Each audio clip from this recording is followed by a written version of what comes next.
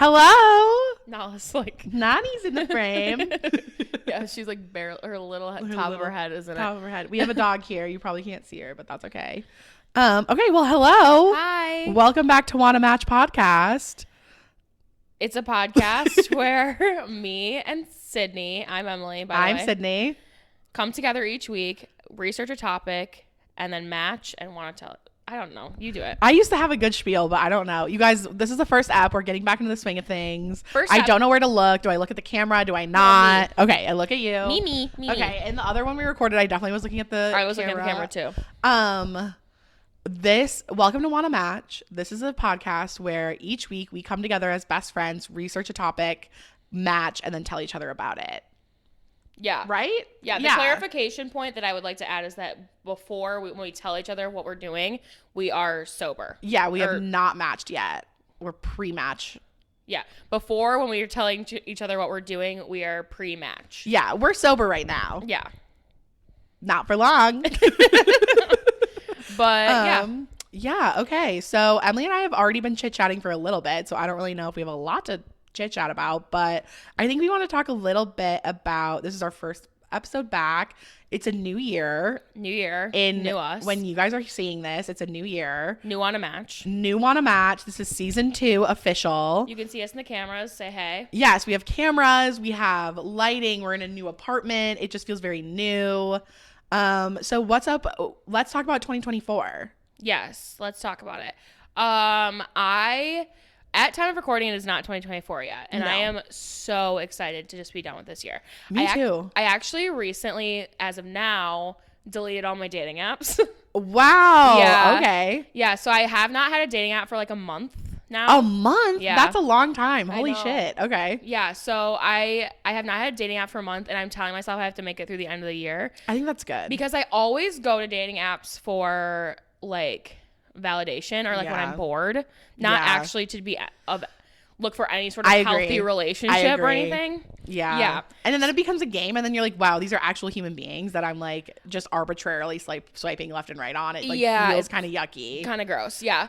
But also like I just am not in a place of my life like professionally, financially, mental health wise, where I like would be a good partner. So like I just need to be realistic with myself also. Yes. I was just talking actually to my mom about this. Okay. I was like, I feel like I'm not in a place in my life where I would be good to have a relationship. Like I'm very much in like a very selfish mode.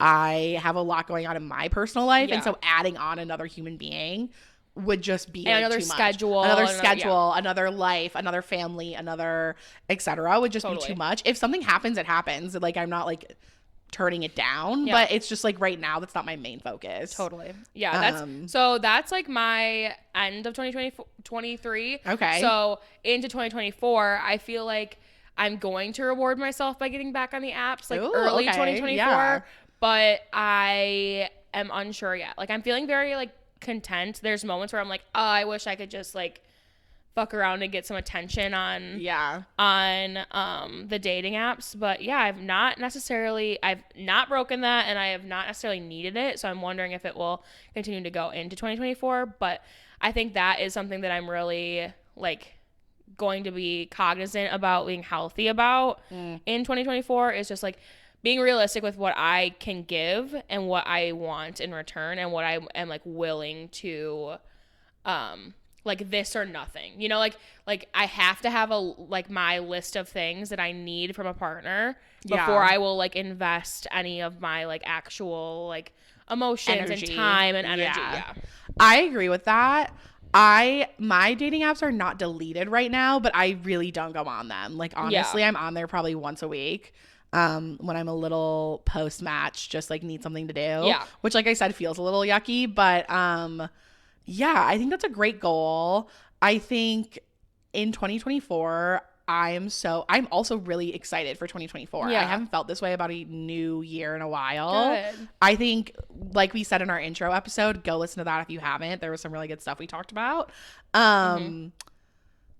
Like there's so much, like this year was just like a lot. Work, professional, friendships, like relationships. So like I'm ready to just have like a fresh start, and I feel like all of the hard work I put in 2023 I really want to use that to make my life like so good in 2024. I totally agree. Yeah. I totally agree. I always do like a little word of the year. Oh. I actually don't even think I did one for 2023. I might have to look back at my notes. I don't know that I did one either. I usually do, but now I was on the way over here thinking about my 2023 word and I don't even remember it. So that just shows you how fucking shitty this year was. How much you stuck to that word. Yeah, it did not happen. But I want my new word for 2024 to be revive. Like I want this year to be a revival of myself. I think whenever you're going through like massive amounts of change and massive like hard times or like struggles, I always kind of lose myself a little bit and I go into like a little bit of a robot mode maybe. Yes. Totally get it. Yeah. And so I've lost, like, I don't really have hobbies. I very much was going like work, home, like, yeah, that's about it. And so I've started all these new hobbies. Like I want, like we were just talking about getting back in the gym. Like I want this year to be about reviving myself back into the person that I know I can be. I love that. Yeah. I like that revival word because, like, it's not like you haven't felt that. Like, it's not like you have to, like, find, like, you have to create that from scratch. Like, you know it's somewhere in you and you know what makes you feel good. Yeah. But it's, like, it's difficult to, like, actually do those things for yourself, right? Yeah. Like, it's difficult to take the time to go to the gym when you've been working all day. Right. And, like, that's, like, you know, the gym folk might not get that for, like, those where it's easy to get to the gym and like that's just like part of the routine. Building that into a routine from the start is fucking hard. It's tough. Yeah. So like I don't know why you guys would know this, but I growing up was very athletic. We've talked about this, like we both were. We had set workout routines. Like I was working out like pretty much every day of the week at one point. And I worked very active jobs, like whatever. And going from that to sitting at a desk all day and having to mentally like put in a heavy load, it's so hard to get to the gym or even get outside and walk. Like I used to love to take walks. I like hiking was a big part of my life. Like I just want to get back into that. And like you said, I've always known that those things were inside of me. It's just like when you're surviving, you can't thrive. Like now I want to revive. I love that. Yeah. I love so that's kind of my word. Starting this podcast again is a perfect example. Like this is something that Emily and I love to do and we loved doing it, but like we just could not. So we could not. And like honestly, I do feel like we are putting effort and time in, not to like get a product, but more so like we enjoy each other's company. We enjoy podcasting. We enjoy like researching. Yeah. So like at the bare fucking minimum, like we are just putting energy and time into a hobby that makes us happy. Yes, exactly. Like, and whatever comes from that comes from that. Like whatever the next step is like we'll tackle that together. But like I remember now, like another little background info, the first season of the podcast, I'm calling the first 30 episodes. We did season 1. Yeah, I agree. I did all the editing, but like even the editing, now Emily's going to do the editing. Because she has like a lot more software and time and like this is her like whole career. But I even find the editing like so fun. Just like listening to us, like it's just this whole experience is so fun. And if we're the only ones listening, like I don't even care because I just love the product we're producing. I agree. And that's the most important part. I love that. I love that word revival. I think that revive, my word, I like haven't thought a ton about it. Yeah, I kind of put you on the spot. No, it's okay. I like should have a word though. Yeah. I think that my word is like I think that I would like my word to be consistency. Okay, I like that. Because maybe that actually might have been my word for 2023. Consistency. Yeah, it obviously did not happen, but yeah, I think that I would like my word to be consistency. I feel like I've really like, especially like you said, when you're surviving and not thriving, you really lose like routines and habits and consistency in your life because you're literally just trying to be able to get out of bed and like get to work and like you have responsibilities, you have bills to pay, but like I think that I've really been really hard on myself in terms of like I will start something and I've always been this way. I mean, you and I both know I'm like this. Like I have 5 different projects going on at one time. I like love being that busy and like I multitask, but not always very well. I think that, like it's so hard to be consistent when you're just surviving that for me, like I want to see consistency in my routines that I know make me feel good. I want to see consistency in my like MED stuff of like this makes me happy. Like blogging makes me happy. I want to be able to like be consistently posting that and like like just on that level, but also like consistently showing up for the people that are consistent in my life. Hell yeah. And like recognizing that. So lately I've been kind of doing that whole like I was talking about earlier, like the dating apps, like this or nothing thing. And part of like my healing journey and just like healing from just like some past traumas and like some past relationships has definitely been like being like, okay, I'm not interested if your like communication cannot be consistent or like respectful. Yeah. Or like I cannot like seeing that in other people and surrounding myself with that is also important to my word. You know, like I want to be around people who want to succeed and who want to be consistent in their like professional and personal lives. Like I want to be around and do things that make me feel like I have the power to like continue to do them and that make me and like fill my cup kind of thing. Yes, 100%. Full cups in 2024. Full cups. Double D's. Double D, baby. Full cups. I think that's wonderful. And I think consistency, I'm like about to start like therapizing on this podcast, but I kind of grew up in kind of a chaotic situation a lot of the time. And something that I've had to learn for myself as I've become an adult and like I have to take care of myself is that like you deserve consistency in your life. Like you deserve a consistent schedule where you feel safe and you feel like taken care of. Like supported. Like it's not like when I like my apartment's a mess and none of my laundry's done and I haven't meal prepped in weeks. Like I deserve to live in a clean space. I deserve to have healthy food provided to me. And like now there's nobody else to do that. Like we do that for ourselves. Right. But that's what that like mindset flip has been so helpful. Like I deserve to have a clean bathroom to like use every night and treat it like a spa. Like, and who's going to do that for me? Myself. So like, and who's going to consistently show up is me. So like, I deserve to have a consistently clean, because like for me, that makes me feel so much better, right? Like when my space is clean and I have healthy food available and like all of these things, I deserve that. And so like to be consistent, I think is so good. 100%. I love that.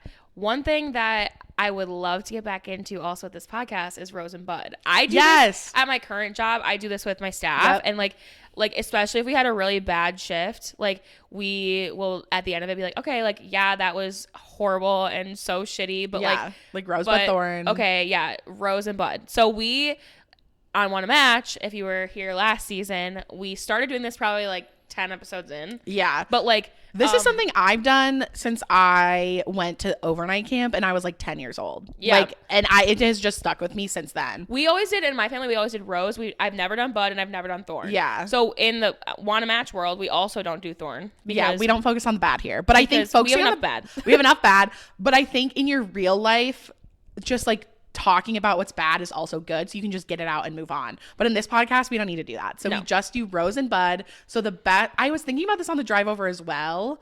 Do we want to do like week? Do we want to do day? I guess we can do whatever we want. Yeah, I think just whatever we want. Like we because we used to do day, but that's because we literally like were together 24/7. Yeah, I think that if it's on your mind as a Rose, you should do it. Just say it. If it's on your mind as a Bud, you should just say it. Okay, so share with me your Rose. My Rose was last night. I went to a drag show at the restaurant that Emily works at, is the manager of. I used to work there. So it was really good to be back. I haven't been to the restaurant in so long. I haven't eaten the food in so long.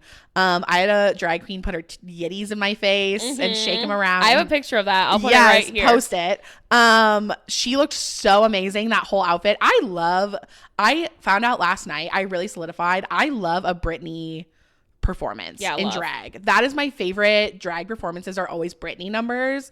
And it was it Toxic, I think is what she was doing. Yeah. So like any Britney Spears drag performance is my favorite, and she really pulled out all the stops. Yeah. I'm not going to say who she was just because I think it would dox us. Yeah. We don't disclose her but she's like a semi-local queen who's like pretty well known. Like I knew who she was before she like came out.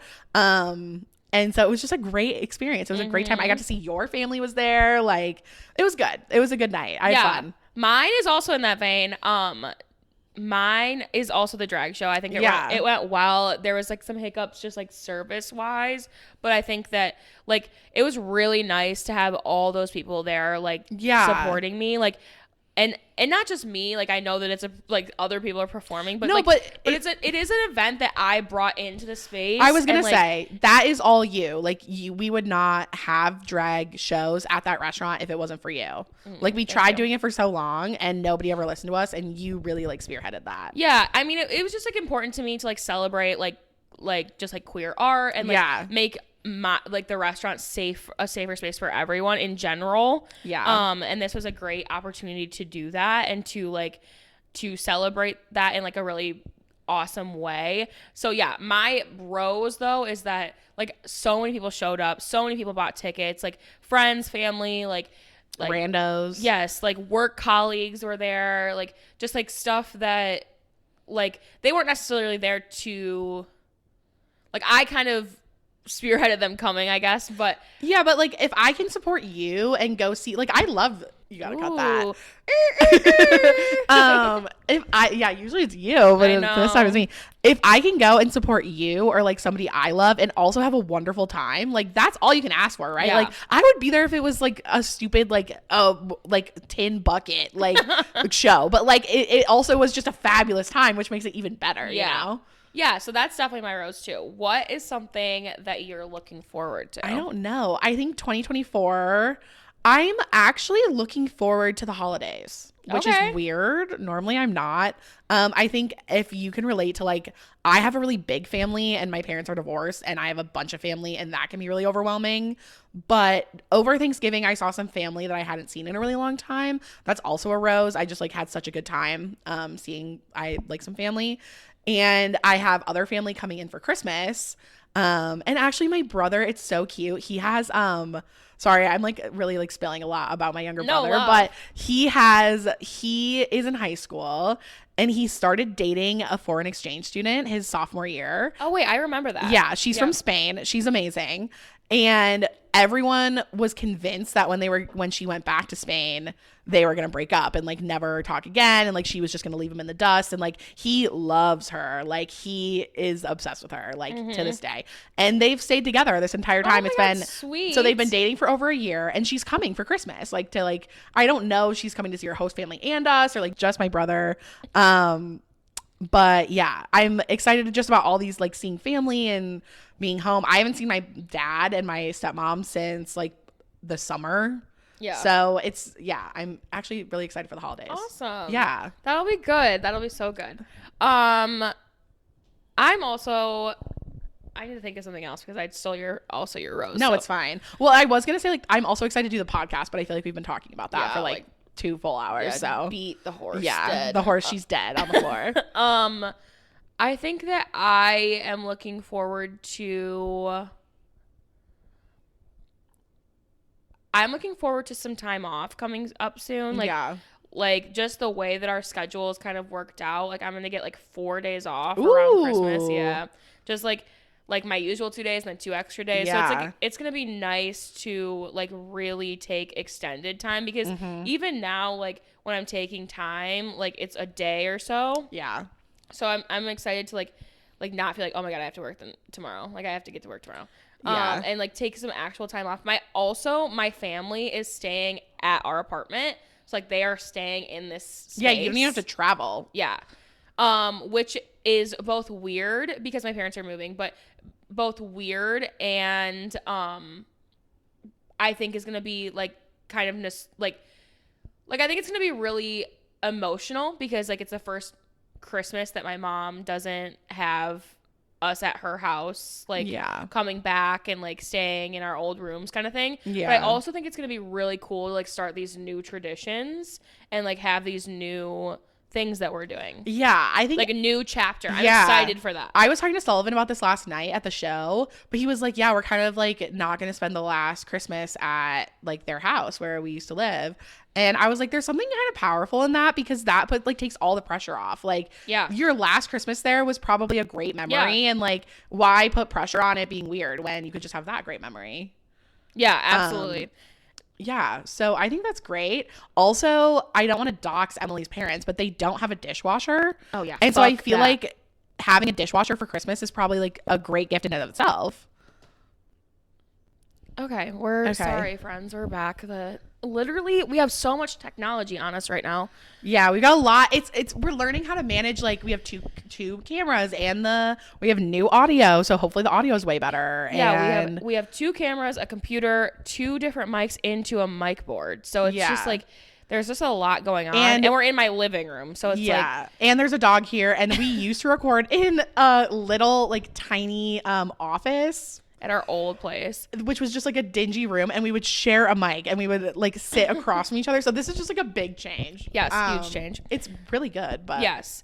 Yeah, I'm really looking forward to this next chapter. Like, I really am just ready to kind of like close the book on I was just gonna say close the book. Okay, yeah. Kind of close like next chapter, close the book on my mid-20s. Like, I'm ready to like grow up a little bit. And usually I feel like the new year comes and I'm like, okay, it's a new year, like whatever, like nothing really changes. But like I really feel like ending 2023 is closing the book on like a portion of my life. You can do that because it has a full battery. Yeah. So I don't know why it's doing that. Canon, come on now. Come on, Canon. Is this a Canon? Yeah. Okay, let's get through the fucking intro let's here. fucking do it. Emily, what is your topic this week? So I'm so excited. So something that's important to note is that we are re-recording. We recorded 3 episodes. Was it 3? I was trying to remember if it was 2 or 3. We recorded 3 episodes that we were gonna launch in January of 2023. Yeah. Go listen to the intro if you need to know why. Yes. So we are re-recording those because Sydney and I have gone through so much, and we intake so much of our matching ingredients that we do not remember. That's the nice part about doing this podcast is I truly, after I leave the recording, I don't remember a goddamn thing I said. Yeah, me either. And I just go to bed. I eat a snack and I go to bed. Yeah. So we are re-recording topics, and I was really excited about our topic before, and I am really excited about our topic now. But I'm going to do the Titanic. Oh my God. Wait, I truly did not remember that you did this at all. Yeah. Oh my God. Okay. I'm very excited. Wow. Whoa. Okay. Well, this is perfect because mine is also water-based. So we have a water-based one. Once I say it, I think you're going to remember that I did it. Okay. I'm doing Loch Ness Monster, which we'll talk about it. Emily has a tattoo of the Loch Ness Monster. I have a tattoo of the Loch Ness Monster. I love that. Yeah. I love it. I do remember you saying it, but I don't remember anything else about it. Anything else. So. And I don't remember you doing the Titanic. I've literally zero memory of that. Perfect, because I don't either. Important to note, we wrote these notes like over a year ago. We were just talking about this. So this might not be like our most well-researched, because usually when I type my notes up, I type like an outline of what I want to say, but then I'm like, oh, I'll remember this. Like I'll say this. Note taking. No memory of doing any of this research. So this might be kind of bare bones, but we'll judge it up. Yeah. Okay, exciting. We're storytellers. Yeah. We're entertainers. We're entertainers. We're storytellers. I'm gonna put that in my Instagram bio. Storyteller. Entertainer. Okay, well, Emily, do you want to match? Let's match! Okay.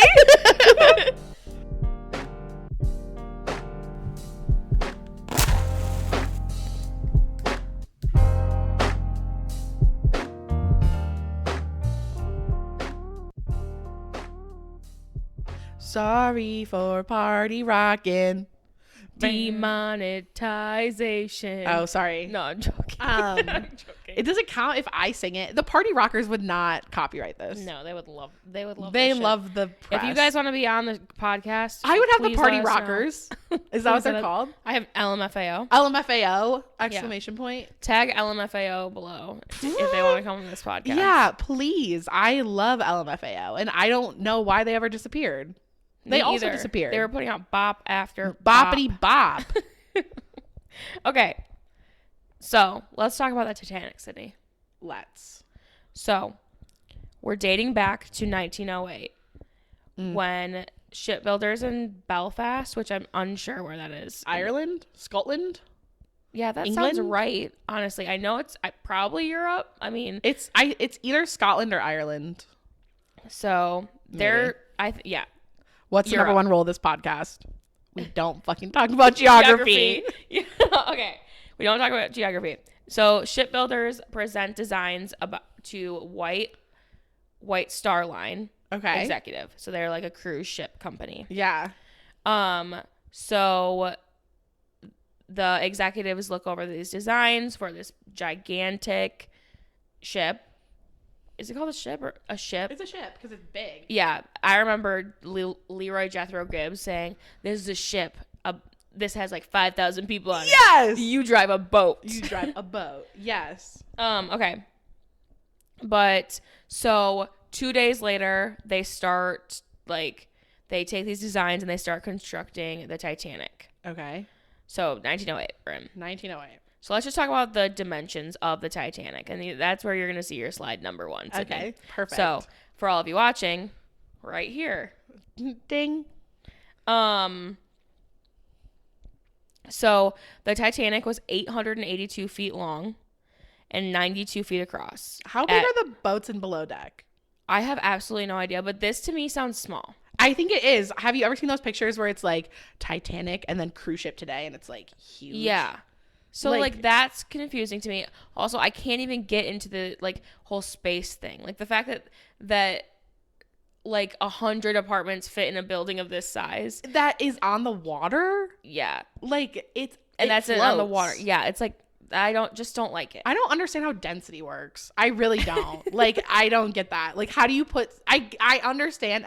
I do understand that it has to do with the size of the ship. Like it's an area situation, but like it doesn't make any sense to me. They have like fucking roller coasters on cruise ships. It's really strange. And don't even get me started on airplanes, okay? Yeah. I do not But they don't have airplanes like, I guess like Air Force One. Like there are airplanes with like a lot of things, but I feel like they're all pretty a fixed size. Like what? There's not like giant, you don't have like a water slide on an airplane. Like you could never have that. Yeah, I get what you're saying. Like they're pretty, even the ones with like beds standard and stuff. Yeah. Like, yeah. Even on NCIS when they're on Air Force One, like you can still tell it's a plane. Yeah. Like it's like a cruise ship is a building. Like it's like the size of this apartment complex.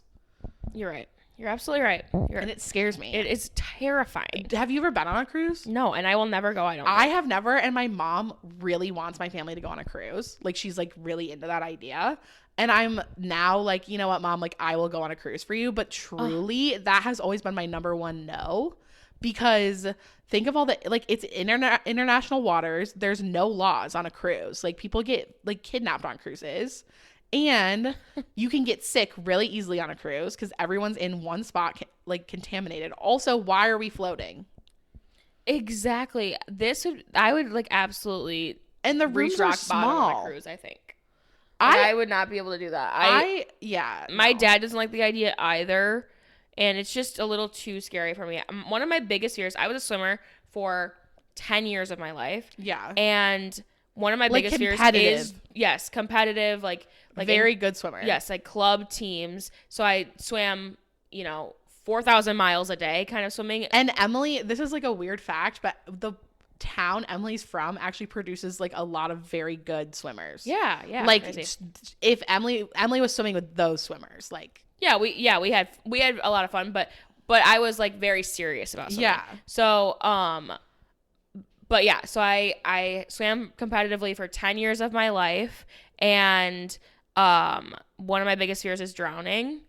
So wow. Like I passed my lifeguard test. Yeah. I have obviously feel very confident in my swimming abilities, but one of my biggest fears is drowning. And I think that the cruise ship in general, like that whole vibe that like, if this thing goes down, like we are literally all going to have to figure out how to swim and or get like stuck in something. Also, like part of it is underwater. That's what I'm saying, bro. Like those rooms are under the water. You're starting in a bad spot. Yeah. Bad vibes. I do not like. I agree. Mom, I don't know about that. We are not stands of the cruise ship on this podcast, and that's also a statement that I'm willing to make live. I don't like switching spots every day. Like I want to stay in one spot when I'm on vacation. I agree wholeheartedly. Fuck you, cruises. Fuck cruises. Also, you can't partake on cruises. Yeah. Fuck that. Okay, so it had 7 decks. Okay, so now they have like 190. Yeah, like 30 decks. Yeah. I'm gonna burp. Wee. Maybe not. Are you gonna do like funny zoom ins? Oh yeah, this is gonna become. These are gonna become. Oh, there she blows. Like a cruise ship, like, ooh. We're sailing, setting sail. Oh my god, bro. I feel like disgusting. I'm really there with the breeze and the. It's literally like 15 degrees outside. Yeah, and actually is drafty. Yeah, I don't even know what the actual temperature is. It's not. I think it's warmer than. It's 27. Okay, but that's cold. That's cold. Okay, so in the first class areas of the boat, there are a bunch of luxury items like we were just talking about, like that we don't love that are on boats, like a Turkish bath, a full gym. Yeah, what? Like, yes. That's a whole separate. Also, I think the scary part about a cruise is it brings all of these separate buildings together. Right. Why? It has the first ever onboard swimming pool. Why is there a swimming pool and a Turkish bath and a sauna and a gym and a restaurant all on one thing in the water? I know. Those are supposed to be separate things. Strange. Basically, it's like this workhorse boat that can also house like people and be like really luxurious. Isn't the whole fucking point that like it's indestructible? Yeah.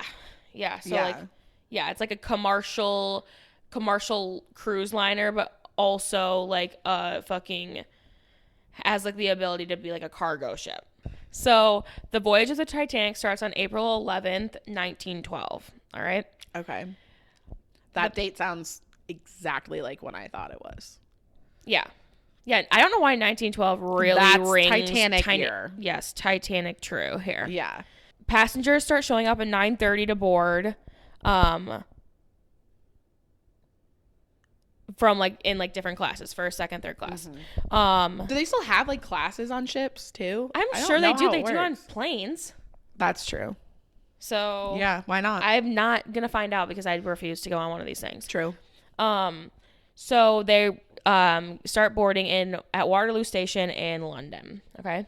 So third class passengers were checked for sickness and ailments upon boarding. While so like they're getting like treated like shit. Like animals. Yes. Second class is shown directly to cabins. And then first class is like goes to meet the captain. Okay. First, and then gets shown directly to the cabin. Right. So like there's very clear divides on this in terms of treatment and like expectations of the boat and like that kind of thing. So there's a 920 passengers that boarded, and more are planning to come aboard in both Cherbourg. Again, we don't talk. Like I don't even know if that is. I don't even know if that's how you say it. Is that in America or in Queenstown? Okay. Queenstown, Scotland. Bro, what the hell are you doing? I don't know. Newfoundland? Maybe? Yeah, I have no idea. Because I thought Queenstown was in like New Zealand. But there's no way we're over. Hey. Okay. Sorry, I'm getting lost. Hey, remember that rule?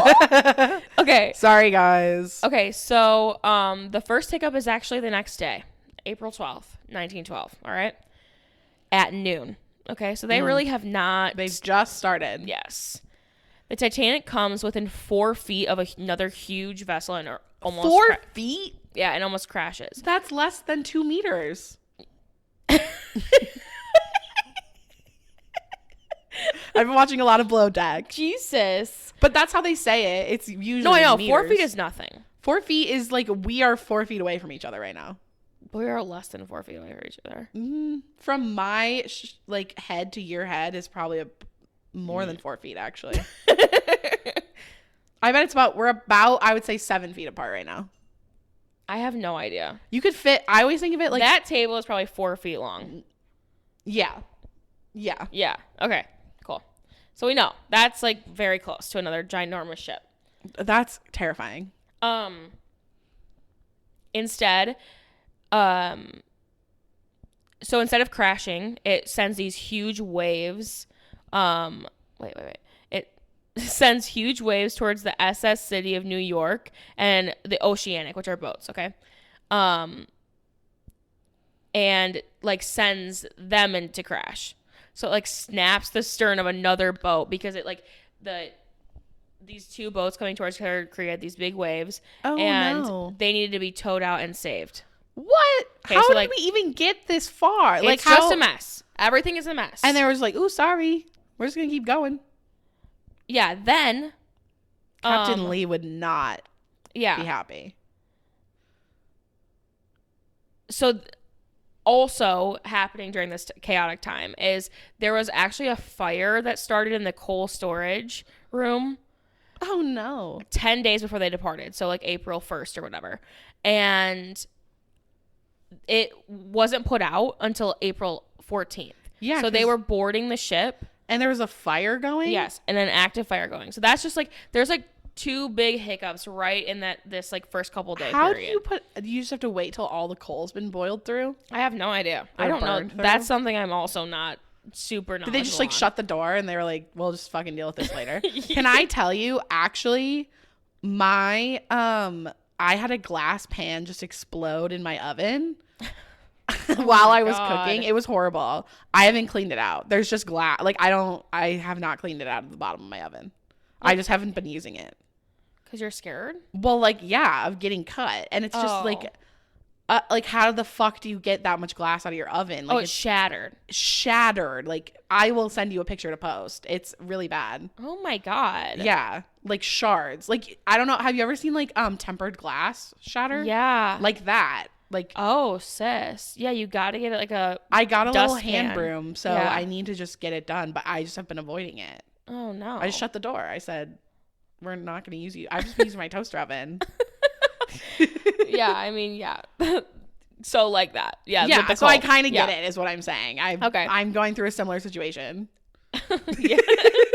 Okay. So, the plan is for the Titanic to reach New York, Pier 59. Okay. Pier 1. Pier 1 imports. On April 17th. Okay. So like 10 days. Turn to slide 3. Okay. Shit. While following the Irish coast. After this whole fire incident, their first 3 days other than the fire incident. We're going pretty smooth. Okay. Yeah. So more warning signs here. The Titanic started to get a series of warnings about drifting ice near Newfoundland. Okay. Okay. The ship continues at full steam ahead despite all these warnings. Interesting. I don't know anything. Like, I probably would have too. Yeah. So like, I guess the standard practice at the time would be like is to just full steam ahead because they're out like quick on their turnaround times. So like there's cargo on this ship. So like they have to get places and there's people that are expecting to be in New York at like whatever. So also like what are you going to do? Like there's just floating ice. Yeah. Like, and everyone thinks that this thing is so big that ice is not going to have a like impact on indestructible. Yes. So on April 14th, 1912 at 11:40 p.m., the lookout Frederick Fleet saw an iceberg right in front of the Titanic. Oh no. And the first officer gets informed and he like starts trying to get the crew to like do a sharp turn. Okay, like steer and avoid it. So sorry about that. So clearly the lighting has changed. It's been a minute. Yeah, it's been a sec. It's okay. We're making it happen, Captain. All right. Sorry. So, just to jump right back into the stories, you guys did not have anything. Sydney, where we left off. Oh yeah, fuck yeah. Where we left off is, they see the fucking iceberg right in front of the place. They're like, turn, like back up. Yes, back the fuck up. Yeah. Like, start turning your wheel, bitch. You cannot go into this thing. It's huge. Yeah. Okay. Is this the actual iceberg? Yes. How did they know which one it was? What? Like, do icebergs move fast? I think they do. So how do they know? They're like, that's that bitch. Get it?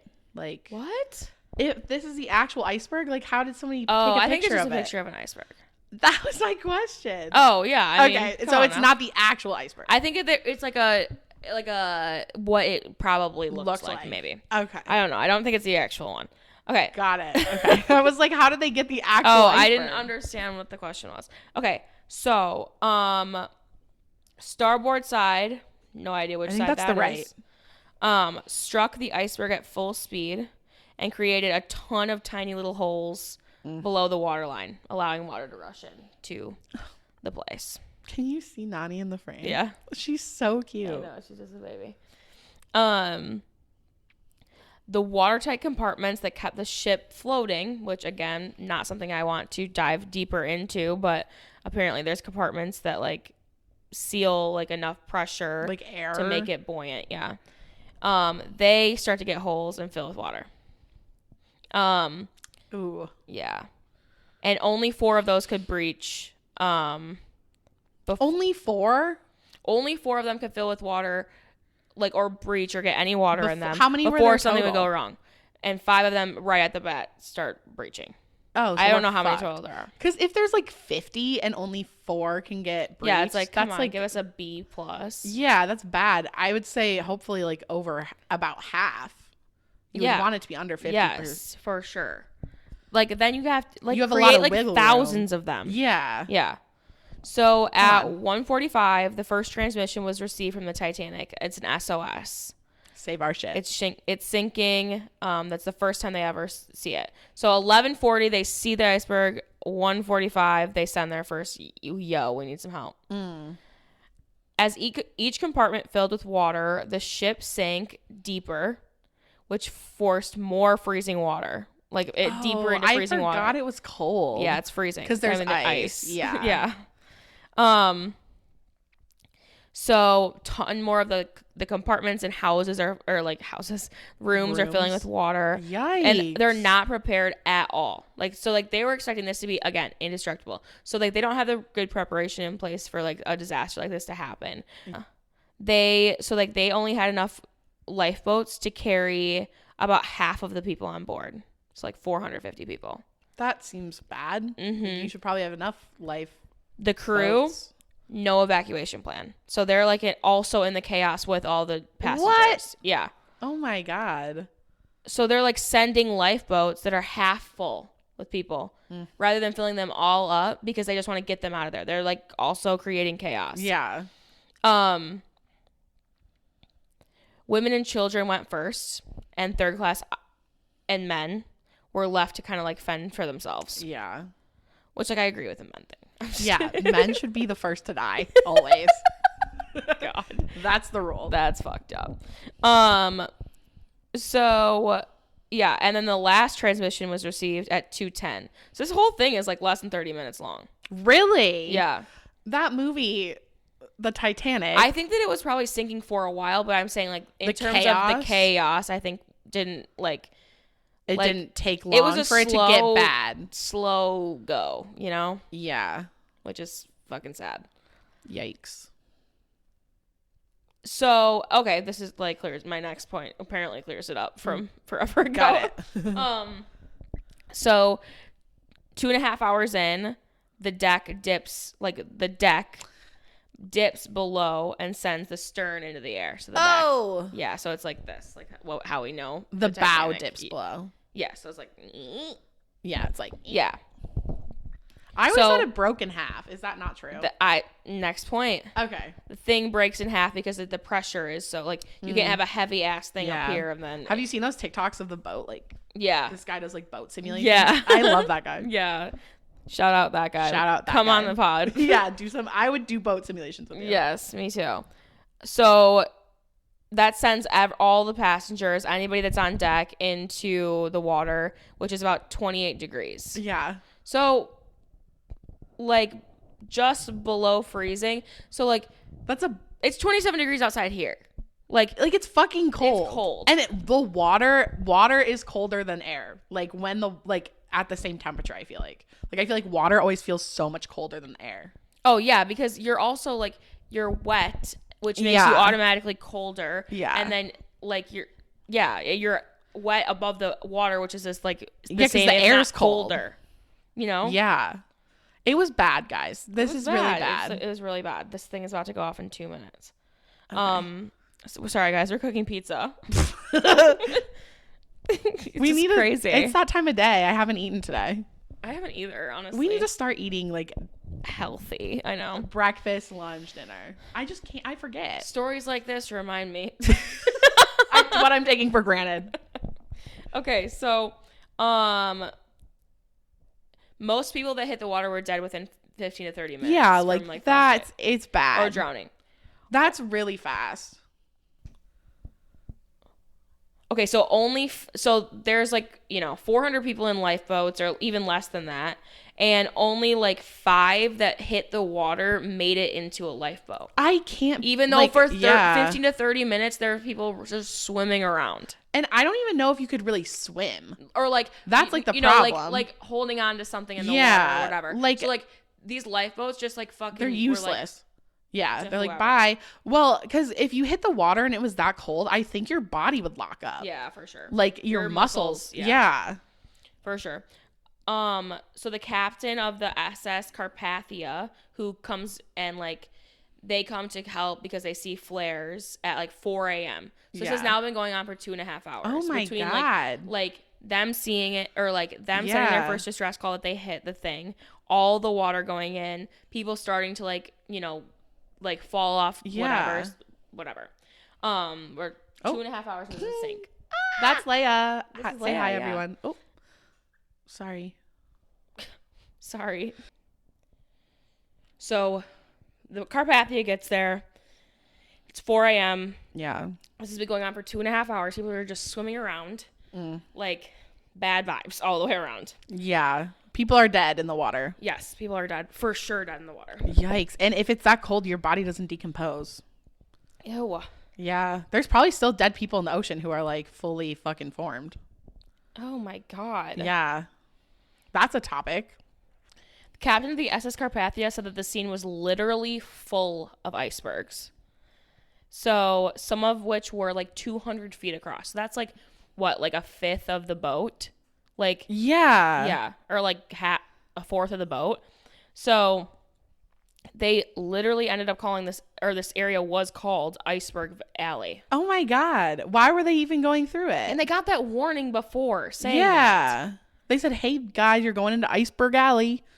It's just crazy. So 710 people survived and were rescued by the SS Carpathia and taken to New York. Okay. This would mean that at least 1,500 people died in the disaster. 1,500? Yeah, because they had picked up more people in Queenstown. Oh, shit. Yeah. That's so many people. Yeah. That's like half of 9/11. It took 3 days to reach New York that there was like this disaster, and because the weather was so bad, and like it took 3 days for them to get to New York. Like has the telephone been invented? I don't know. 1912?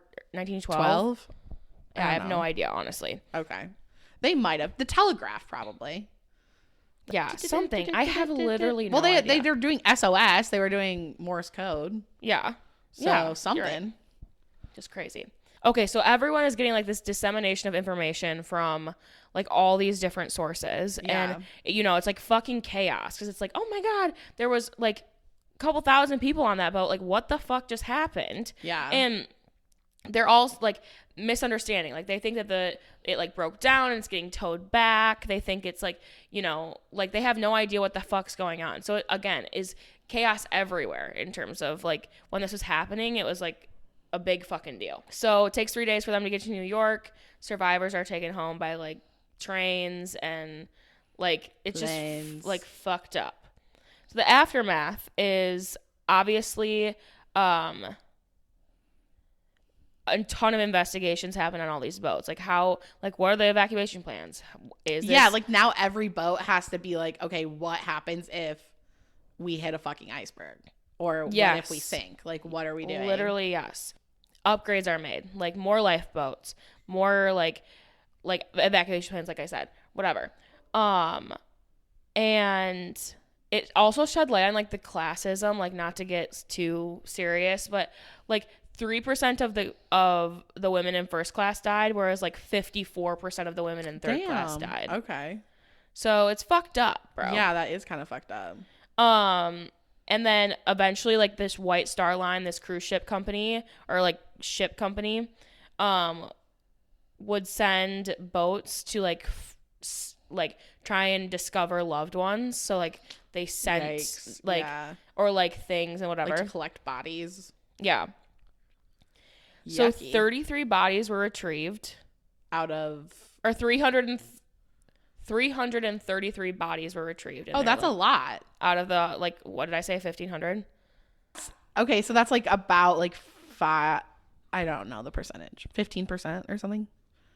It's like a fifth. A fifth of the people were found, and then but like they were like trying to find like personal belongings that they could identify them with, and even like only 2/3 of these people got like identified and like sent home to their families. Yeah. So the Titanic wreck, wasn't actually found until September 1st, 1985 by a collaborative French and American expedition. Oh, okay. So it's now like 70 years later. That's kind of crazy. It's now, I'm confused because like with the whole submarine thing of this year. I was just going to say, when we filmed this the first time, that had not happened yet. The submarine had not sank or like exploded. Yeah. Which is crazy. That is crazy. That's like kind of the craziest thing that happened this year. Yeah, I would say so. Like that was wild. Yeah. Like knowing that they were probably down there like running out of air. Yes. Scary and sad. Yeah. And then they just like, exploded. why did you do that? Yeah, that whole thing was dumb. Now. I feel bad for that young kid. Like wasn't there like a young kid on there? Yeah, and he like went with his dad and he was actually like really scared of going. Yeah. Okay, so it's 2.5 miles underneath the Atlantic Ocean. 6,000 artifacts have been like discovered from it. 2.5 miles, so like 10,000 feet. You did say 10,000 feet. Yeah. So, and people like trying to find it and discover these things and like whatever. They've now mapped like 15 square miles of the ocean floor because of it. So wow. So there's not a silver lining of this, but like it's interesting what people are willing to do to like go and discover those things rather than like do it for like environmentalism and like that kind of thing. Yeah, and like But like if a private company can go down there, right? Like yeah, right. So in 2001, a couple was even married aboard the Yeah, the wreckage of the Titanic. Like in a submarine? I have no idea. I think so. Did they put on it must suits? Be, right?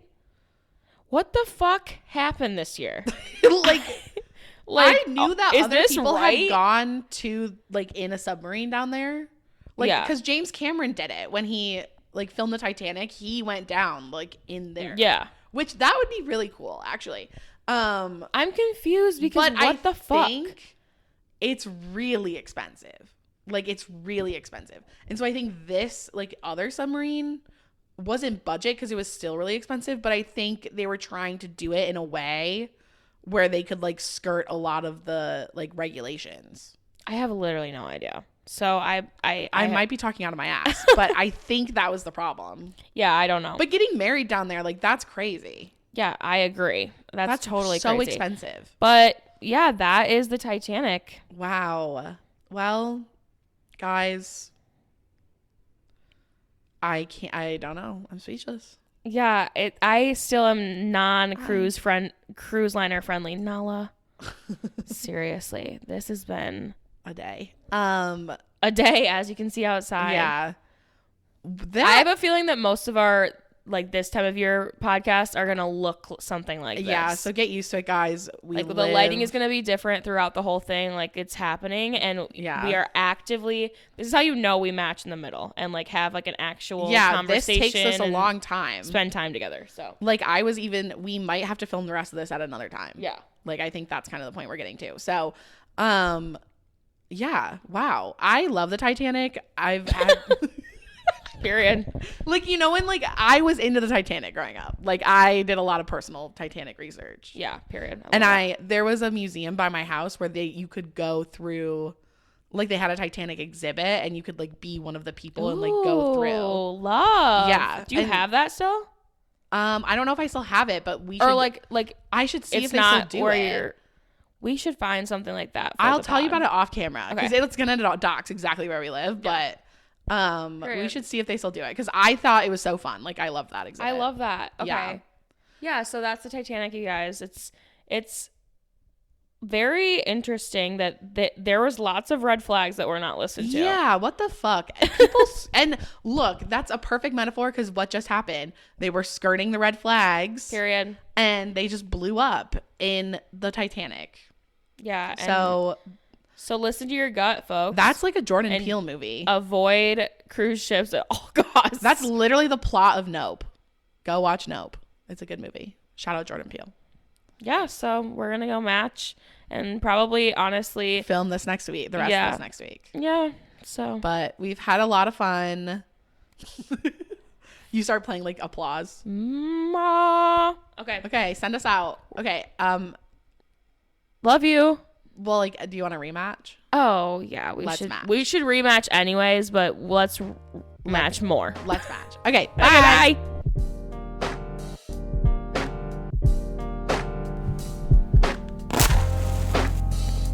Okay.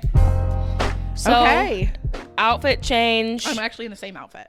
Are you? Yes. That is really cool that you did that. I wanted there to be a little continuity. I love that for you. But it is a different day. It's a whole new week, actually. Yeah, it's been over a week. So we're coming back to the second half of this episode.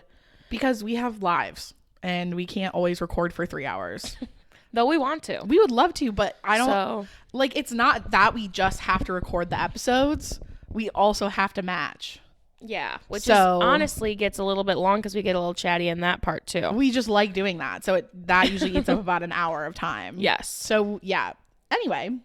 Okay. Wow. And should we tell them about Sullivan? Oh yeah. Sweet boys in the room. Sweet baby Sullivan's in the room.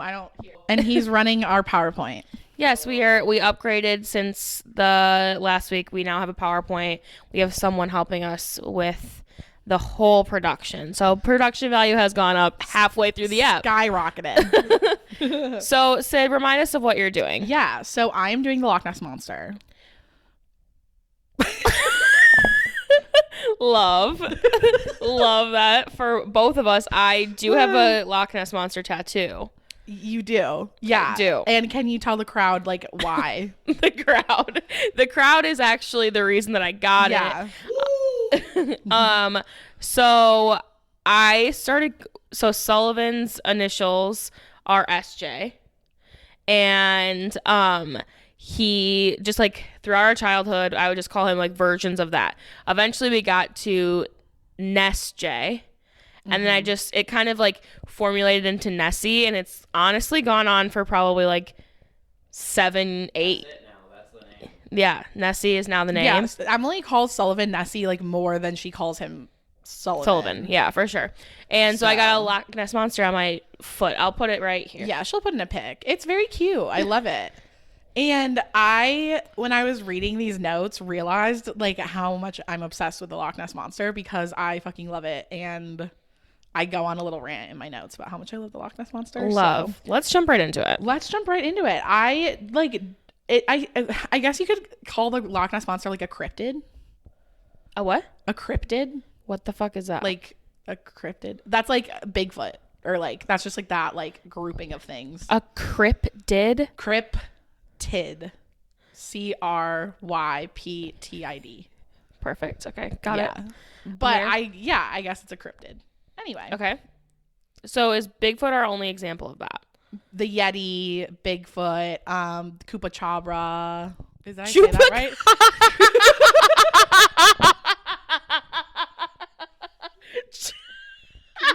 What did I just say? Koopa Chabra. Chupacabra. I don't know. I know yours is right, but I can't say that. Chupacabra? Yeah, that was good. Yeah, those are all like cryptids. That was crazy, bro.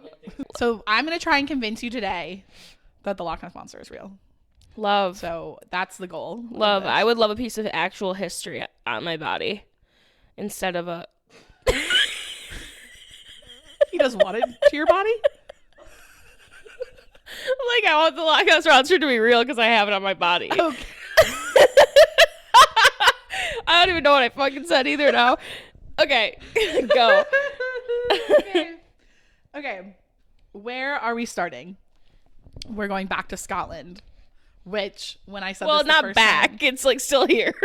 it's always been there, but we're going back. The pod is going back to Scotland because I don't know if you remember, but apparently at the first part of this show, like season 1, I did a lot of episodes in Scotland. Oh, so we're going back because we've been there before. I've been there quite a few times. Yeah, got it. But Scotland, I think, has always existed.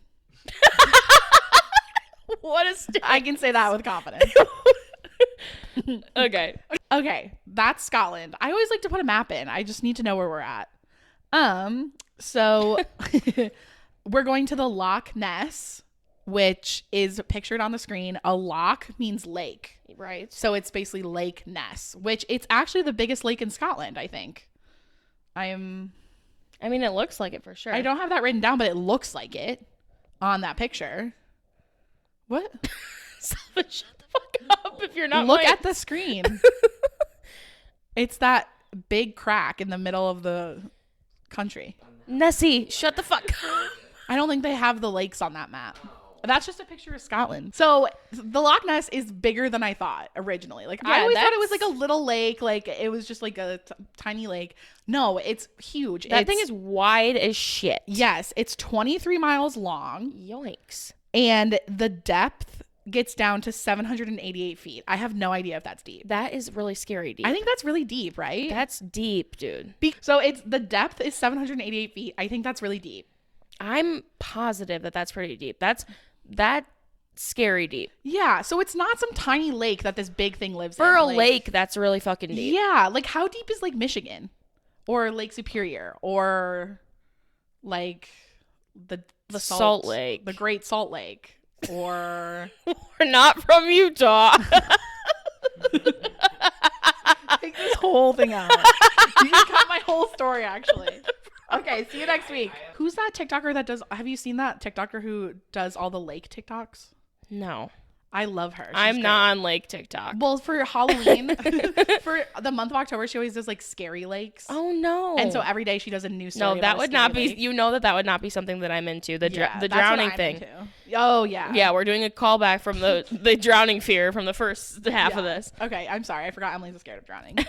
I do have in here now that I'm reading the largest volume of fresh water in all of Great Britain is in the Loch Ness. I really don't know what even Great Britain is, so we're gonna need to stay away from that topic. But yeah, it's fucking huge. Like, yeah, that is a big boy. I think that picture is Great Britain. Oh no. Anyway, you know what we don't do on this podcast? Talk about geography. Yeah. So okay, my point in saying that it's so big is that like it's not some little lake that a big fish lives in. Like this is a large lake, so there could be a large animal in there. Right.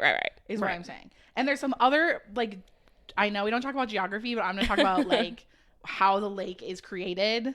That is another point of discussion. Because the watershed is the water that feeds in and out of the loch. So, like, all the water coming in and all the water going out is the watershed. Got it. Yeah.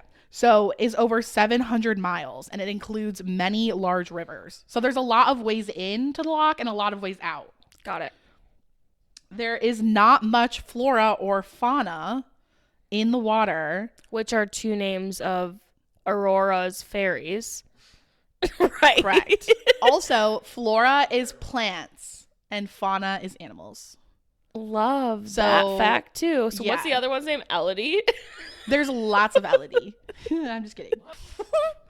What is the name of the other the other fairy is named Merryweather. Merryweather. Anyway, so the reason there's not a lot of like animals or plants in the lake is because the shoreline is really steep. So it's like a cutoff. Oh, like there's no like beach. Correct. It's just like cliffs. Got it. And it gets really deep really fast. So like it gets deep like immediately instead of it being like a gradual. Oh, scary. That's a scary lake. Yes. This causes many different like oscillations in the surface of the water. So like a lot of different types of waves and just the way the water moves like underneath the surface basically. Right. This is called by differential heating. Wait, I don't know what my fucking notes mean. There's something called sieches. It's a fact. I wrote these notes a year ago. There's something called sieches. It's a fact. I think that just means that like there's different pockets of heat like in the lake. And so it makes it hard for things to survive because the lake is like all different temperatures. Oh, okay. Yeah, if I'm remembering that correctly. Okay, cool. So it might be hard to live in those environments. So there's not a lot of like animals in the lake. There's not a lot of fish. There's not a lot of seaweed. Like it's big enough for there to be, but like it's not the right conditions. Correct. In reality, it's not the right conditions. That is the lake, the loch. And it's just beautiful. It's a very beautiful lake. Yeah, it's really pretty. But do you see like the elevation like near the lake is really steep. Like there's like a lot of mountains and shit. So. Right. So what is the Loch Ness Monster? The Loch Ness Monster is usually described as having being long and skinny with humps on her back. She's green in color with black humps. And her body is round, but her neck is long and thin and her head looks like a snake. So it's like a snake. I love that we're using her. Has that always been a thing? Yeah, she's a woman. God and the Loch Ness Monster are women. And Dr. Pepper is a woman. Anyway. And she's been known to be very shy. Like she's very shy. She doesn't like to be around people. Yeah. She just sticks to herself. What if I was like, what are the other 6 dwarves' names? Because we just saw the fairies. Huh?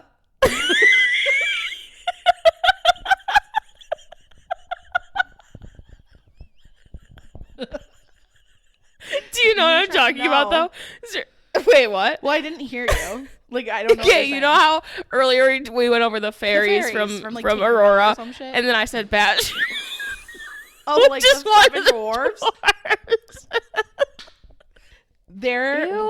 Yeah, so we're going to start with the ancient sightings. So a group of native Scottish people known as the Picts, which, Sullivan, if you go back to the first page. Oh. There we go. Those are the Picts. Yes. Right on like the cusp of the Loch Ness. Yeah, it kind of graps like the half of it. Yeah. This is, yeah. They lived in the area of the Loch Ness and its major estuaries. So like the things that feed into it. Yeah. And stone carvings created by their people depict snake-like monsters. So there was something going on. There was definitely something going on. The first written sighting of Nessie was in 565. That's a whale. Well, just hold on. We're not there yet. Sorry. You're jumping the gun. This is why I can't show her the pictures all at once, because she can't. I can't handle it. Yeah. Sorry. So the first written sighting of Nessie was in 565 AD, and that's a really long time ago. Like, Jesus had just died. It was written in a text called The Life of St. Columba by Audiobinger, and it's about an Irish monk named Saint Columba, who was staying in the area of the Loch Ness, and during his stay, he comes across a group of villagers burying a man. So the saint was strange. Like, yeah, kind of weird. Very strange. Saint Columba was like, what the fuck? He was like, how did this guy die? And he was told that he was attacked by a water beast and was mauled and dragged underwater until he drowned. What? That's what they were saying. Did the water beast jump up there and grab him? There's I have lots no of idea. cliffs. Well, he probably was in the water. Oh. See, that would make much more sense. So this intrigued the saint, and he went to one of his followers named Linguini Mokumin. Linguini? I don't think it's actually Linguini, but that's what I'm going to say. Into the river. So he forced his follower to jump into the river and swim across to see what would happen. Oh my God. See, that would not be a me thing. Also, like, how did he pick who was going to do it? Yeah. He was like, you. And you're going to do it. You're out. As this man was swimming across the river, the water beast approached him and tried to get him, Oh my God. But St. Columbia made the sign of the cross and stated, "Go no further. Do not touch the man. Go back at once." This caused the creature to immediately pull back and flee. Okay. So it's like the basilisk to the phoenix kind of vibe. Yeah. Like the power of Christ compels you. Love. To leave. You can leave. There are 2 types of girlies. Those who were brought up on Harry Potter and those who went to Catholic school. I did go to Catholic school. But I did let us read Harry Potter there, actually. Love. Yeah. As they should. That should be the Bible. As they fucking should. So basically creatures and monsters, not just Nessie, have been part of the Scottish lore for years. She's not the only one, but this is the one that's kind of like prevailed into modern times and has like a lot of modern sightings. And like I think water, we've talked about this before, like the water is fucking magic. And I think like just having an area with a lot of water just causes people to like see shit. What? Oh, like reflections and shit? Yeah, okay. like sticks or like sticks, fish, or you know what I'm saying? Like, yeah. I get what you're saying. Yeah. So in the modern day, around 1800 is when like the first reported like modern day sightings of Nessie start popping up. And most of these instances were not reported until after the popularity in the myth that spiked in 1933. So more people started seeing them. Yes, but they didn't report it. They were just like, "Oh my God, like I saw this thing," and then they just kept it to themselves. And then people came forward and they're like, "Oh my God, me too." And me too. Yeah. They're like, "Oh my God, in 1856 I saw her," and whatever. But it all kind of starts in 1933 with this person named Aldy McKay. Aldy. On May 2nd, 1933, an article is published in the Inverness Courier that sparks a rebirth of rumors about a beast living in the Loch Ness. The story was written by this is the circular one with the bumps and the long neck, or is this like that? Does not look like that thing that we're seeing on the screen right now, right? Like on that it side. Looks more like the other picture. Like yeah. Yep. Yeah. Yes. The story was written by a water bailiff. I don't know what a water bailiff is. Period. Named Alec Campbell, and he was also a part-time journalist. And then in my notes, I said, I'm going to start calling myself a part-time podcaster. I mean... Like, was he a journalist, or did he just write stories? Oh, yeah, a part-time journalist. I don't get what that means. Yeah. Also, what the fuck is a water bailiff? Do you know when they come and get you on the boat? Like, the boat police? Yeah, I'm assuming it's probably like a police officer that's in the water. Okay, let's go with that. Well, his name was Alec Campbell, and... I thought it was Aldy. Well, the guy who wrote the story is Alec, but Aldy is the one who is the main character in the story. Okay, yeah. He's writing her retelling of like what happened. Love, basically. Yep. It all starts with a Scottish woman named Aldy McKay who is being driven by her husband John down the A82 highway. This highway takes it's like right along the coast of Loch Ness, so you get like a really good view of the water. It's probably really pretty, bro. Probably so beautiful. Like, I'm imagining kind of like, did you watch Big Little Lies? Mm-mm. Okay. Do you know, like, in Big Sur, California, they have that one highway with, like, the cliffs and the water? Yeah, That's what I'm imagining. I don't know if it's anything like that. But, yeah, love. Okay, but basically her husband was driving, so, like, Aldi didn't have that much to do back then, besides look out the fucking window, because it was the 30s, they didn't have podcasts. So she looked over into the loch and spotted a whale-like creature rolling through the water. What? Her husband also saw the monster, and they both watched as it flowed through their sightline, finally snaking into the water into a flurry of foam. Ew. Yeah, so they're kind of saying that it started on like the bank or like the rocks kind of by the water, and then it like slinked its way back into the foam. I kind of hate that. Yeah. They love like yelling at Nessie because Aldi also yells at her and says, "Stop the beast." Oh my God, what the fuck? Yeah. So leave her alone. Leave Nessie alone. Ugh. Leave Brittany alone. I become Chris Crocker, but for Loch Ness Monster. So that was in 1933. She tells the story to Alec. He writes the article about it. So that's what kind of sparks this like interest in Nessie, basically. Got it.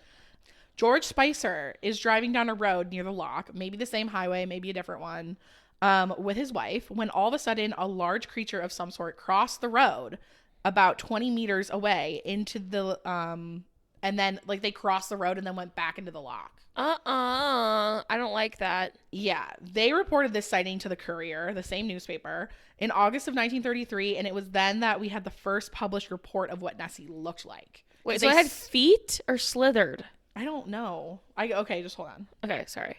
George described, because basically like Aldi had seen it in the water, and this guy saw it, like it crossed the road in front of them. So they got like a really good view of her. Okay, got it. So he reports that Nessie has a large body, about 4 feet high and 25 feet long. Damn. So that's really fucking long. That's huge. In a very narrow neck, slightly thicker than an elephant's trunk, and as long as the width of the 10 to 12 foot road. So her neck was like 10 feet long. Holy shit. They saw no limbs on the monster, but they did see an animal of some sort hanging out of its mouth. They also said that it had a high back, and if it had any feet, it would be of the webbed variety. So it might have had webbed feet, but no arms. Basically, I think is what they're saying. This is when she got her name as the Loch Ness Monster, officially. Love that for her. Yeah, so that's when she was named Nessie. So that's the end of the summer, and then we move into the fall, and Nessie is still a very popular topic in the community. You know, things had quieted down a little bit, but in 1933, a man named Hugh Grant is walking his Labrador Retriever by the river, which is so cute. I had a lab growing up. Her name was Sierra. I loved her. Lab too. Holly, right? Mm-hmm. Yeah. Love a lab. I'm going to imagine that it was a yellow lab because that's what I had. So he's walking his lab down by the river, or down by the loch, not the river. And he stated he saw the monster, and then he remembered to snap a photo. He was carrying his camera, so he snapped a photo. Love. Which is the photo right up there. Scary. This is like the most popular picture of Nessie out there, I think. Right. Okay. So this is a very controversial photo. Right. What do you think of it? I mean, it looks like a whale, like I said. Yeah. Like, I think it looks like a whale. I saw whales when I was in Cabo. You did? Yeah, and they, like... I can kind of see that. Like, they breached, and, like, there was a lot of water everywhere, and then there was tails, and that was really it. So, some people think it's a swan or, like, an otter. Oh, I can see that, too. I can see an otter more than a swan, but that's why there's a picture of a swan, like, next to it. Mm-hmm. To compare. Yeah. Others think it's a dog holding a stick in its mouth in the water. So, okay. If you think he's out on a walk with his dog. Yeah, but you're going to throw your dog into the water that has a fucking monster in it? Come on now. Well, I'm just saying. You're right. But nevertheless, this is the first like reported sighting of Nessie with photo evidence. Love. So there are a few more reported sightings in 1933, but none as intriguing as another sighting in 1934. Oh my God. So a gynecologist named Robert Kenneth Wilson, I don't know why I had to say he was a gynecologist. I just like thought that. Was looking at the loch and saw a creature in the water. He quickly took out his camera and snapped a photo, probably more famous. So sorry, I lied when I said this was the most famous photo. Sullivan, if you can go to the next. This is the most famous photo of Nessie. You guys have probably seen this. Yeah. So a lot of people have seen this photo. It's like the most famous photo we have of Nessie. And this is much clearer than the other photo. For sure. Like there's something sticking out of the water. What it is, we don't know. Okay, but you're going to tell me that was like, doesn't it look really close up? Many believe this to be an elaborate hoax. Yeah. That I can see why they and they say the scale of the picture is one of the things that yes. gets them. Yeah. I put something in my notes about a deranged toy maker, but I don't know what I meant by that. So okay, perfect. If you guys know, let us know. If you guys could do the research for this podcast as well, that would be great. Please just send it to us. So there were many, many more sightings over the years. There's hoax sightings that have been like proven to be hoaxes. There's sightings that they can't prove are hoaxes. Right. But yeah, that was in the 30s. By 1954, a fishing boat named the Rival 3, shout out to the challenge, peace, love, harmony, detected a large mass on its sonar readings as it drove through the Loch Ness. Crew on the ship noted a large object that kept pace with the ship for about 800 meters at a depth of 146 to 146 meters, which is like 500 feet. Wow. Down. Yeah. So they couldn't explain what was on the radar. That's scary. Yeah. That's scary. And that's deep. That's very deep. I don't think a lot of fish swim that deep. Like even like mammals, like large like whales and shit, like they wouldn't go that deep, I don't feel like. Yeah. Scary. I don't like that at all. That open water thing is scary as fuck to me. Yeah. It's very scary. So there are so many stories and sightings and different searches that were done to find Nessie because it's a lake. Like, right. It's like it's searchable. It's not the fucking ocean. Right. But there are all those like estuaries and rivers and like things. So Nessie could go kind of anywhere she wants. Like she could go all through there. Searches going back as early as 1938, and the last reported like official search of Nessie was in 2018. Okay. There were varying results, but none point conclusively towards the existence of the Loch Ness Monster. There is some wild stuff that they find during these expeditions, like unexplainable things on Apple Maps, images, sonar images. Like it seems like there's some sort of life down there, but they don't know what it is. It could be. Ew, I hate that. Yeah. I hate that. That makes my skin crawl a little bit. Yeah. I just don't like that such, like, I don't like the unknown, I think, of open water. Like, I don't want to know what's underneath me. I honestly just got okay with, like, lakes. Like, in general, and not, like... I would prefer to swim in a lake. That's my favorite place to swim. Than, like, a pool? Yes. Oh, my God, no. I am so scared of, like, the open water part of, like...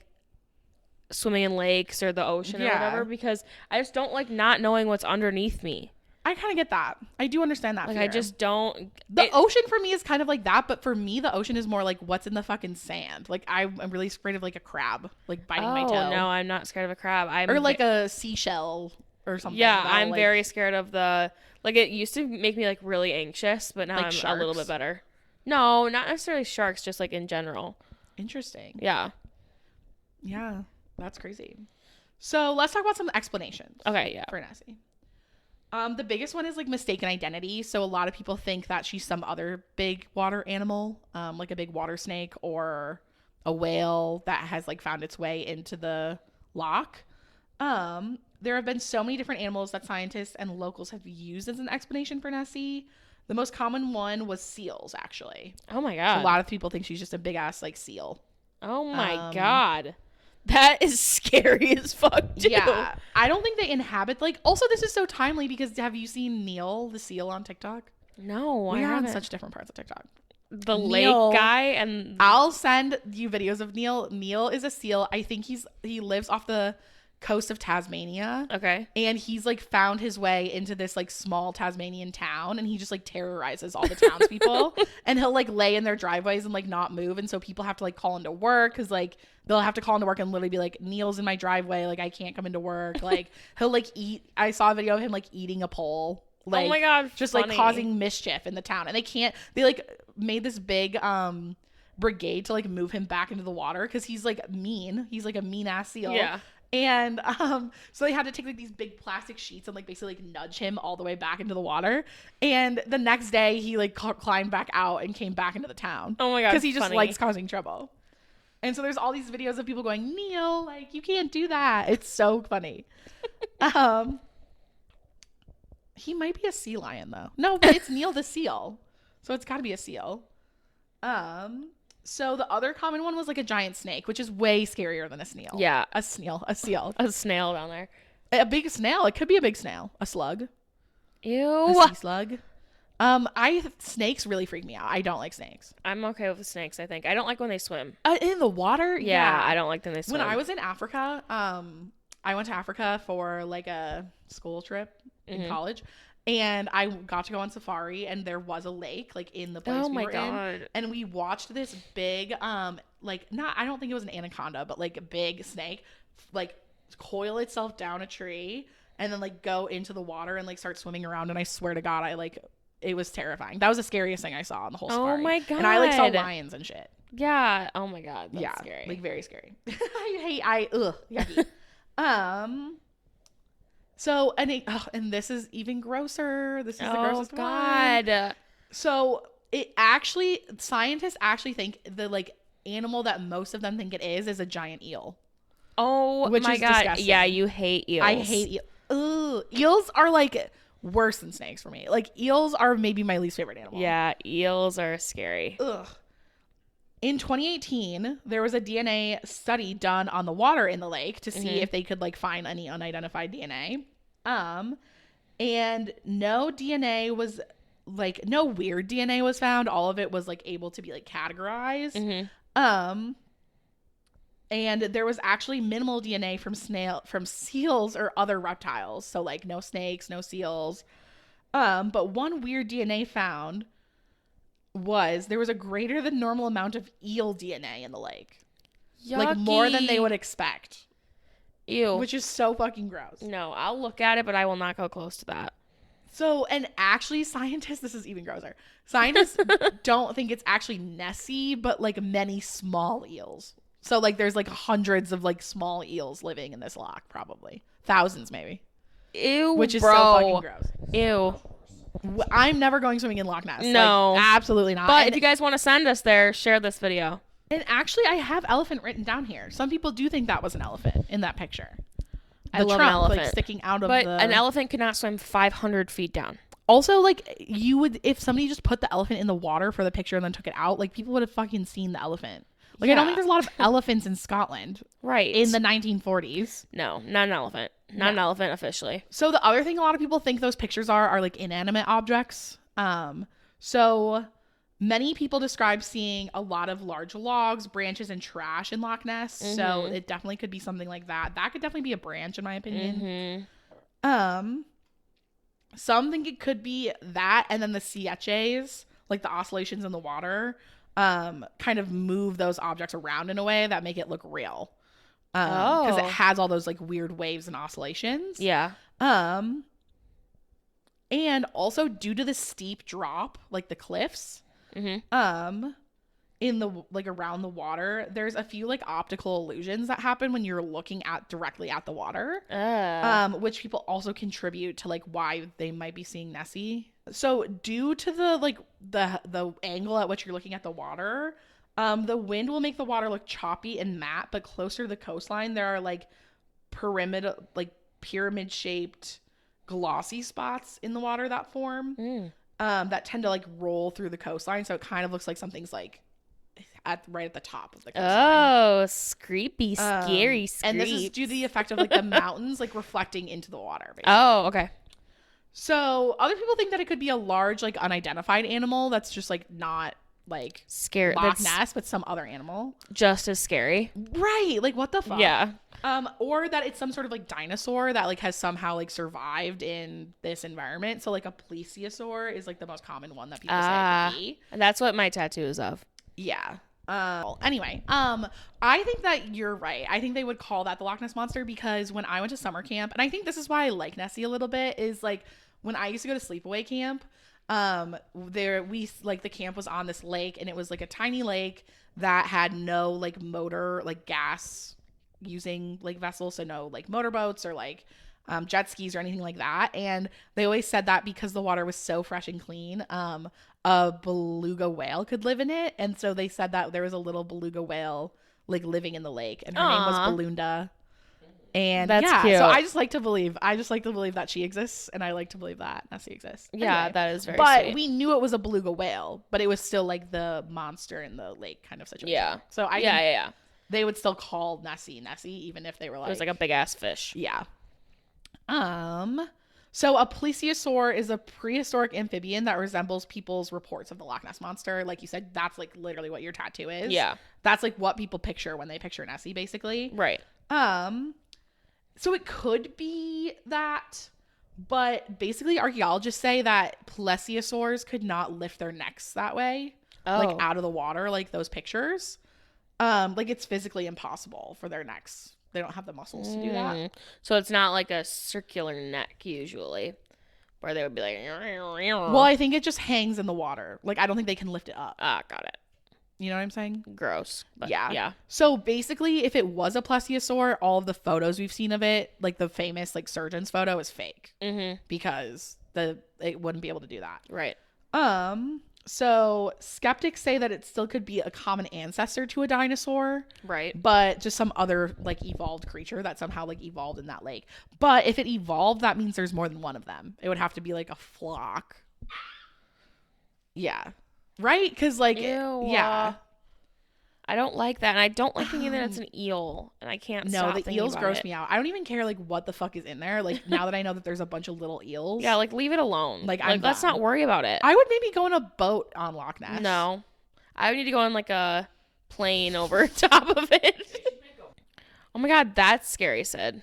I mean, I love Nessie because I love Nessie. But the Loch Ness Monster to me isn't as scary as like other creatures because she's just like sweet. Yeah, so that's Nessie. But I love it. Do you guys believe? I honestly don't really care. Like not not like to be a douche. No, I'm saying like if it is, that's really cool, but like I feel like we should maybe just leave it alone. Yeah, like leave Nessie alone is what I'm saying. Like I don't want to find more eels for sure. Right. Also, like what's up with the DNA? Like why didn't they just take a scoop of the water? I don't to get know. the eels. Like I'm really, you know what I'm saying? I don't get it. I don't get how.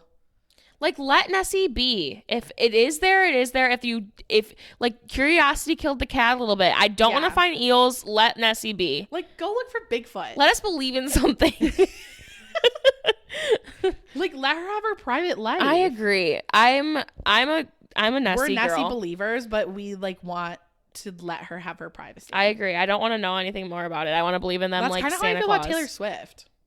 Me too. Like let her be. Like let her just live her life. Leave God. Taylor alone. Like just let her have a boyfriend and like be happy.